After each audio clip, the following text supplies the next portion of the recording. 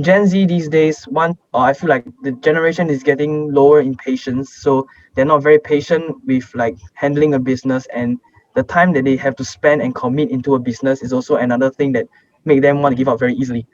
Hey guys, welcome to the Up Next podcast, where we are interviewing teen entrepreneurs that are making it big time in the startup world. We are asking the questions we know you want to hear. Up Next is an app made for teens where anyone can join or build a real life startup. Okay, so today's guests are Gavriel, Tan, and John Lee, both 19 years old from Singapore. They have founded a company called Ultimate Nutrition, which is using alternative protein from insects, specifically crickets currently, to create tasty, nutritious, and sustainable protein supplements. It's the same quality as high-end beef, and it's 2,000 times less water needed, so that's already one fun fact for everyone out there.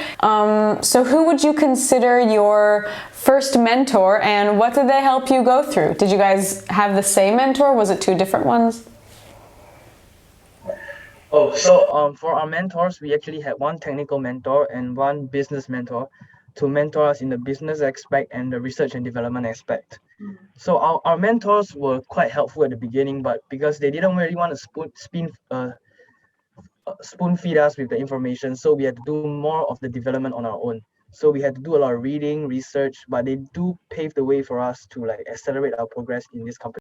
That sounds like an ideal mentor. They don't want to give you all the answers, but they do want to, kind of hand in hand at first and help you go through the process. So that sounds great. I'm happy that you had great people to learn from. As you said before, there was a lot of trial and error and a lot of research, surveys, over 150 people. How much time did it take for you to build the product that you launched? So I think for us, as you can see, this is our product. So we have two flavors. One is the peanut butter cinnamon, and this is the chocolate one. So this is the protein bars. Yes, and it took us about 6 months to come up with these two flavors. So within these 6 months, we did a lot of it took a lot of time on formulation and a lot of lab tests to make sure that it is safe. And of course, sensory tests where we test out our product with other commercial samples to see whether what consumers really think, because that's really important to see what's acceptable and what's desirable to our consumers. So we did a lot of testing, and then we also tweaked the formulation a lot, to enhance the shelf life and things like that. Sounds like a very cautious process, cautious in a good way. Like you don't want to miss anything, going through all the steps. And how much money was needed to build your first version of the product that you have? And what would you recommend to those who don't have any money? Well, maybe I'll take this question. So from the start till now, we were granted a $10,000 grant from the support of Republic Polytechnic, which is our institution that we were studying in, and we didn't really spend more than $2,000 on the entire project so far. We were very prudent with the funds because we believe that with the right market research and market validation, we would save a lot of time in wasting resources on trial and error. So we, like mentioned earlier, we really did our research and our checking with the market in order to show that how we can make this product faster without spending the maximum amount of money. Yeah. So we were very prudent with our funds, and we really did our market research so that we could save time and money so that we could spend it on something else as well. Yeah. Yeah, that's really forward thinking. I mean, having that money beforehand is very comforting, let's say. And the fact that you didn't spend it all in one place is super responsible and very smart.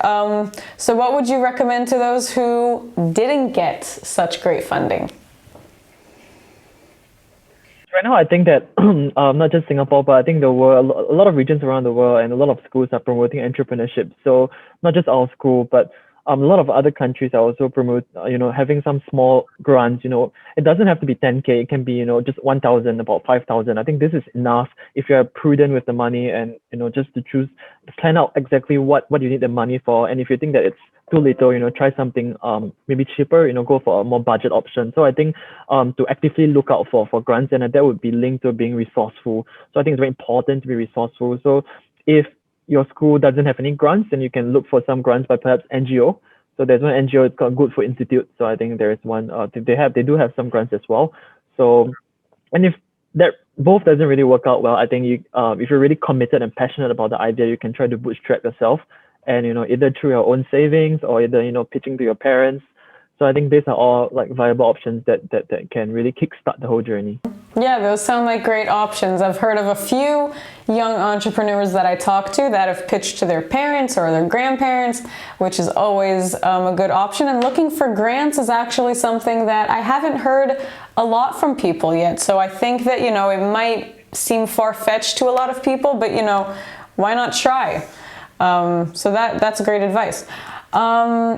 So we said that you tried with over 150 people, and there was a lot of trial and error, and there was a lot of testing and surveying, which is something that I think is really important for young entrepreneurs to know, that you need to see that your audience is happy with the product. So how did you get those first customers? What was that like? So for our first customers, we got it through our sensory evaluation test. So what we did in the sensory evaluation, we just sent out a flyer to broadcast to all the students in our school. So we just recruited them. Hey, we have this new protein bars, made using alternative protein. We didn't specify that much, but we did mention it was from crickets when they came. But they were just slightly intimidated. But we reassured them that nothing will happen. It's completely safe, and we did a lot of tests. So yeah, so during the sensory evaluation, we did a blind test where we compared our products with other market samples which we ordered from Europe and Thailand, and the consumers didn't know which brand they were tasting, so there were no unfairness and things like that. So, and after all, I think we were really glad because the results came back very positive, and our products really rated much higher in flavor and appearance. So I think throughout that, it also gave us a lot of good inputs for us to improve on our subsequent product development. Yeah, that's a great way to look at things, to blindfold them and just try it. Don't even look at it too much. I can think of a few people like at the top of my head that I know that would even be curious to try this specifically because it has crickets. I mean, there are those foodies that, they love trying things that they haven't tried. So I think that's also a type of audience that you're reaching in this aspect that maybe you didn't think you were reaching at first. Okay, so I have a question, and it doesn't have much to do with the product. It has more to do with the fact that you guys are young and you have a fully functioning company. So what advantage do you think Gen Z has, and how can they use it to build their own startup? I think in the Gen Z, the generation today, information is super readily available online, and it's not like the last time where you have to go to people for advice and then go to an institution to study to get the knowledge. Today, anything can be found online. Research has been done, and if you're really passionate about starting a business or like having a startup based on your own passion, I think it's the most easiest way is to just go on the internet and sieve out all the information you can get. Because Gen Z these days, I feel like the generation is getting lower in patience, so they're not very patient with like handling a business, and the time that they have to spend and commit into a business is also another thing that make them want to give up very easily. So I think having the right amount of patience and being hungry for that information will definitely play a very strong role in helping the Gen Z to come out with a successful company. Yeah. Yeah. I just want to add on. So yeah, so I agree with what John said, and to me, I think that for Gen Z specifically, I think that they are getting more tech savvy. So as nowadays, there's a lot of new social medias and things like that. So and I think with technology, it is a good and a bad thing, of course. But for Gen Z, I think we can it's good if they are able to harness it in a good way in terms of, so for example, when we just started off, we had to do a little bit of everything from product R&D to graphic designing to accounting, and all this was made possible because we just went on some courses, used some softwares online, and we just learned it ourselves. So that's because that we are quite tech savvy.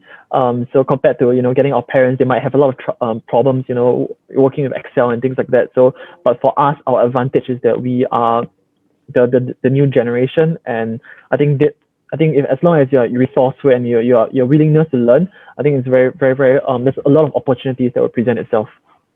Those are great answers. I love that. That's really something that we need to we need to put in mind. The fact that we can get knowledge really fast, but also the fact that we don't always have the patience to accumulate the knowledge that we need. Sometimes people just, skim through things and it's like, okay, it's enough. I get it. I can do that. And later down the road, you realize, okay, maybe I should have done my research a bit more. So you guys said that you were both tech savvy. Does that mean, I feel like there has to be some form of science going on here with the food making. So would that also be on your end, or did you have specialists for it? We are actually both from study biotechnology. So both of us are in biotechnology. So I'm in food biotechnology and he's in research biotechnology. So we kind of complement each other. And yeah, so with the food science part is covered by me and most of the time. So yeah, and the tech part, website and things like that, we most of the time we just learn it ourselves, and we just just try to go on courses and figure it ourselves. I mean, if you're studying biotechnology, then the tech part is like, it's just there. So what is one mistake that you would avoid? One mistake that I would avoid is like being over reliant on like the management team or the team that currently mentors your project. Because I feel like if we have to always wait for the mentors to come back to us and then help us with our product, we will never move in speed or like get to the stage that we want to quickly as possible. So I think it's the most essential thing is to not be over reliant on other people and make sure that you're equipped with the right skill sets. So I believe that we did have some hiccups along the way, but I feel like the biggest mistake that we made, like we could have achieved this product way earlier, but we were slightly over reliant towards our mentors sometimes for information or like where to get the grants, where to get the products, where to even produce our products as well. So being over reliant on other parties apart from yourself do really take a toll on your company, and I believe that is a mistake that we could have avoided from the start. Yeah. Is That's something that I don't think I've heard quite the answer. I mean, admitting that maybe I asked for too much help. Some things you realize that at the end I could have done it on my own. I could have, gone through the steps and realized what was missing or what was too much or whatever. So it's nice to to admit the fact that I know what I'm doing. Even if I think that I need help sometimes, then things can move forward. So you guys are both co-founders and you work together, which is great. So the next question I think is for both of you. What are 3 traits that you look for in a co-founder, business partner type of person? Yeah, that's a very good question. So I'll start first. So I think there are a lot of traits that make a good co-founder depending. But I think for me personally, I think that number one would be that you guys have the shared vision. You guys both have have the same passion and vision of where you are taking this. Where do you see yourself with this company in about 5 years time, 10 years time? So I think it's very important that both of you guys, or how many of you guys have this shared vision of where the company is going to go, and that's number one. So that's having a vision. And number two is that I think it's the most important, which is being resilient, because along the way, as we all know, startup is not a sprint; it's a marathon. It's not a sprint. So there's going to be a lot of obstacles along the way. So, but I think as long as you have as long as you have a vision, you have your why, right? The how will present itself. So I think that's number two, and number three, I think it's there's a lot of traits, but let me think. What is I think would be risk taker. So I think that risk taker, I think because I myself, to me, I'm a risk taker. So there's no for our startup, there's no other company right now that's doing insect protein in Singapore. So we were like, okay, let's just take the risk, right? There's nothing to worry about. So because we believe in the idea, so we weren't really fearful, and like that we were entering a blue ocean, and not it was a isolated space. But for us, we knew that it's gonna be the next big thing. It might be the next big thing, according to UN reports and things like that. So I think it's not about taking risks, but about taking calculated risks. So I think that is my 3 traits. That sounds great. Thank you for that. For me, like I totally agree with Gabriel on the risk part, because risk taking is something very essential for every business. There's no guaranteed success. So for everything, even the biggest company out there, every time they release a new product, it's also a risk that the world might not accept the product for it is, for what it is. And I believe being a risk taker is a trait that I look for. And secondly, I feel like ideators, that's the trait I look for in my other founders as well. Because I think like having a team of workers is one thing, but having people with great ideas is also another, because ideas diversify your business line, and it gives you a lot of ideas on how to move on and what products you can develop on next. So having ideators in your team is really a good thing to have. And not always focusing on the work aspect, but ideation space as well. That is a really good thing and a good attribute for a person to have as well. And lastly, like Gabriel mentioned earlier, sharing a person that shares the same vision as you. So a person that you can click well with, or like communicate really well with, I think things will go very smoothly. Like for me and Gabriel, because we have been friends since the first year we entered this institution till now, so we have known each other for close to 4 years. So I believe like the bond that we have, and we really understand each other from time to time easily, even without communication. We know what we're thinking about. So I think having a person that shares the same vision as you and the same thought process as you makes it very essential for things to go smoothly and go quickly. Yeah, you guys seem to merge really well together. I can even notice that sometimes you give each other like this look, like, okay, you answer now, I'm not going to say anything. Okay, now you answer. So it feels like you guys have great chemistry and you're agreeing with one another. So I hope I didn't ruin anything there asking about the traits and getting someone in trouble. So you guys, you have people that you've worked with, and I'm sure that you're always the youngest person in the room. So what is one advantage and one disadvantage of being an entrepreneur at such a young age? For the advantages, I think like being the youngest means we have a longer road ahead of us for us to learn.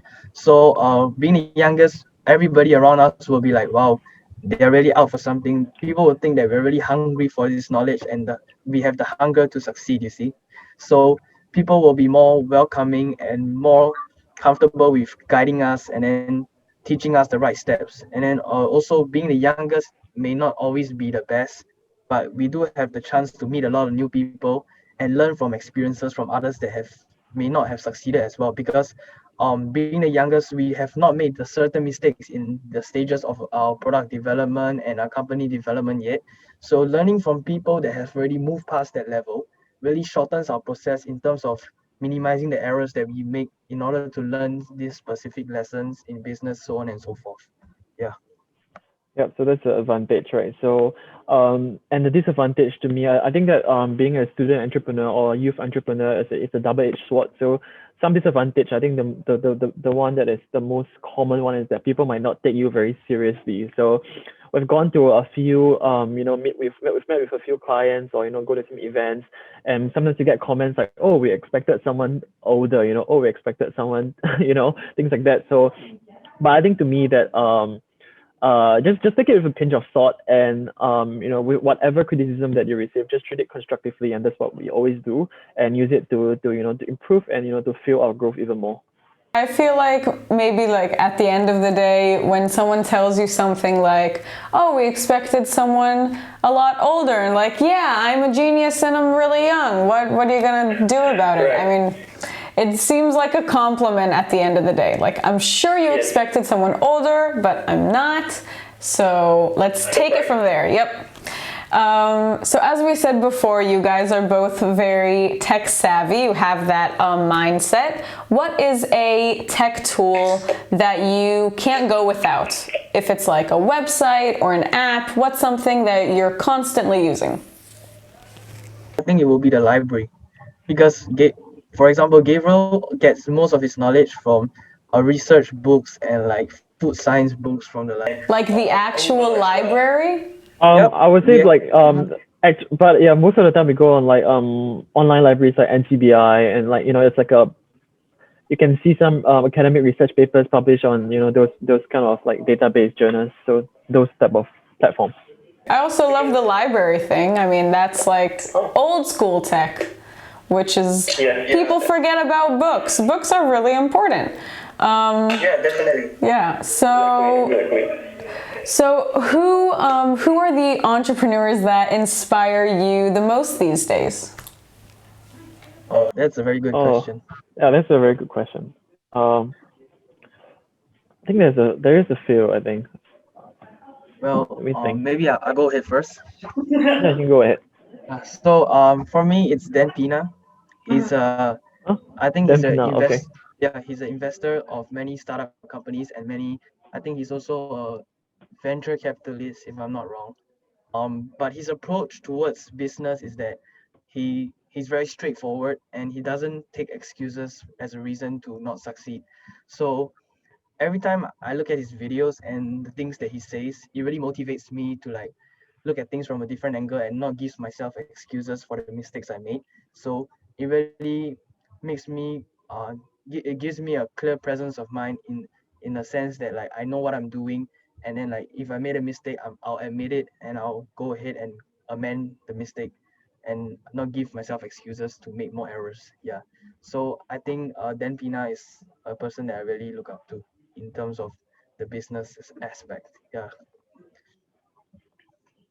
That's a Yeah. And then for me, I think he's not just an entrepreneur. I think he does a bit of everything, and he's someone that I really look up to, and he's Arnold Schwarzenegger. So I think he's quite well known all around the world. I think, in fact, I just read his autobiography a few weeks ago. I just finished reading the whole 500-600 page book. So it really gave me a big dive into his life. So he did everything from bodybuilding to Hollywood, to politics. So, and of course a bit of business as well on the side. So to me, that I think he's someone that I really look up to, and on my study table is just a poster of him. So because of his 7 rules, he has something called the 7 rules of life. So it really resonates with me well, in terms of having a vision, ignoring the naysayers and things like that. So I think that him is my role model. Yep. These are very original answers. I usually get, Jeff Bezos and his friends. So I like that we have, that there are more people to discover. So thank you for that. So which trait of yours, either of you or both of you, do you feel is your weakest and you need to outsource it somehow? Maybe let's say with an employee or some kind of tech platform that does it for you? Yeah, I think my shortcoming would be my steadfastness because I admit I'm the person that works slightly lesser in the company. Like I'm not as efficient as I am most of the time.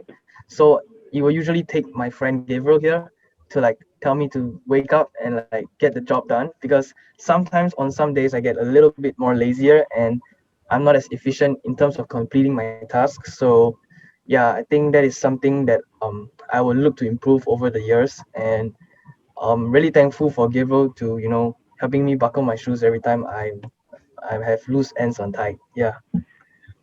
Hmm. Yeah. And for me, I think it's specifically it would be about the financials, but about financial, because both for me, I would say that I'm a very science student, science oriented guy, so I can't, deal with numbers that well. But in entrepreneurship, we have to do a lot of things regarding numbers, especially invoicing, budgeting. When we want to fundraise money. So all this, we always struggle a lot because this we don't learn this in our course for sure. So it's always about getting books, reading online, watching videos and things like that. So it's a very tedious task, and it would be much better if you can outsource it to, let's say, a consultancy firm or someone else that can, help handle it for us. I totally pay to whoever I need to pay to not deal with my taxes or anything that has to do with numbers. I can I can totally agree on that one. So let's say that I am an average teenager looking to build my startup, and all I have is $100. What or where or how would you recommend me to use this money, if at all? Well, I think to begin with, it's not about the money, but even if you have $100, you could actually get funds from other people, because both Gavriel and I have heard of companies that raise hundreds and thousands of dollars with just an idea, without even having their own money, or like without even having a product. So I feel like in this industry, how compelling your story is really plays an important role whether your company will succeed or not, because that is the cornerstone of your entire company and it's your main idea. So if you can tell a really compelling story, and a story that people will believe and buy, and that people feel comfortable putting their money in, be it even you have $5 or $100, you're on your way to success. Yeah, definitely. That's a really important thing to tell people. Like you need to be a storyteller more than a lot of things. Being an entrepreneur is telling everyone, like, you haven't heard of this, like this is the best thing since sliced bread, like you don't even know, this is going to change your world. Like, you need to have that emphasis. You need people to feel how you're feeling, or they won't buy it. They literally won't buy it. So how important do you guys think it is for young entrepreneurs to think about social change when creating a business? I know that your business is doing its small steps toward climate change, and I really love that. So I'm sure that you are also enjoying the fact that you are making a change as well. I think it's really important, especially nowadays. If you look at how consumer behaviors are changing, consumers are now looking, depending on different regions. Europe, for example, they are very conscious about not just the nutrition, as well as how it's going to impact the environment, and so consumers are now looking for more sustainable, organic, let's say food products. And so this is the shift in consumer interest and consumer behavior. So I think it's important as a business or as a startup to follow suit, because if these are the customer demographics that you're going to target, you have to position your product that interests them.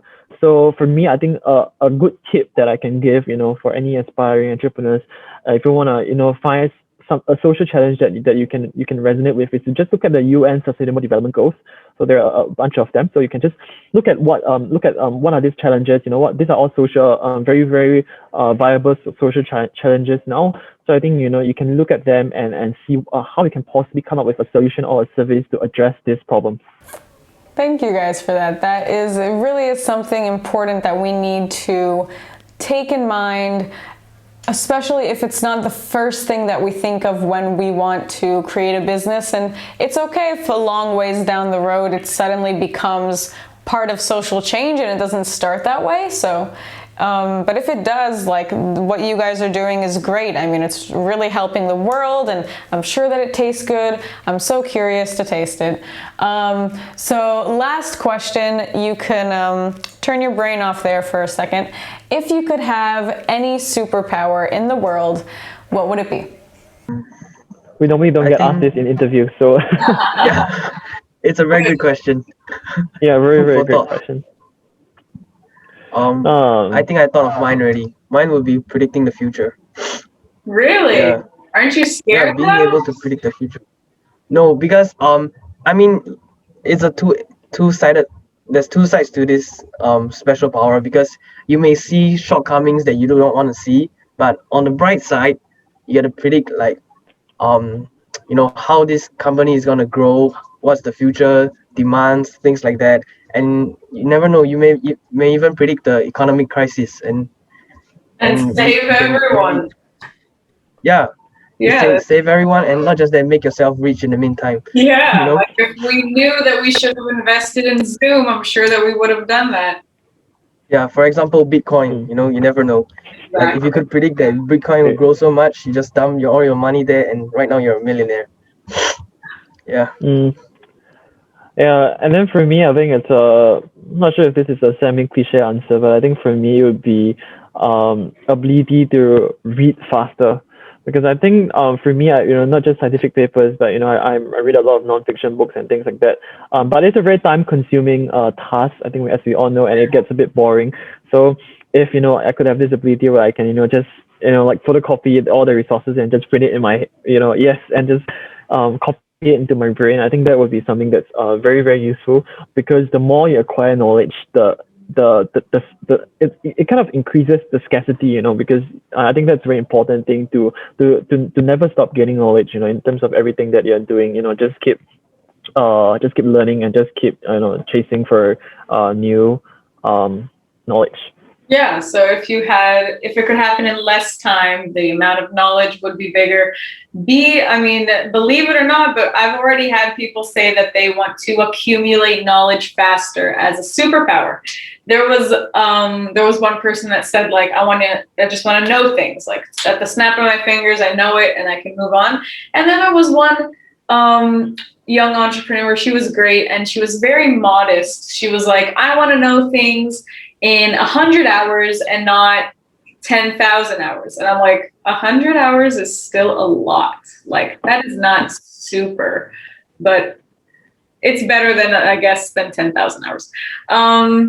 So Gavriel, John, it was great talking to you guys, and I can't wait to see how this goes, and I'd be more than happy to taste the product, whenever. And I can't wait to see what you guys do next. It was so nice getting to know you. Thank you so much for your time. Thank you Thanks so a much lot. Thanks a lot for this podcast. We're looking forward to it. Thank you, Yeah, guys. we'll keep you updated. And- Yeah. Thank you so much. Great. Of course, if anyone's interested, you can just head over to our website and pre-order it. It's available right now. That's right. $5.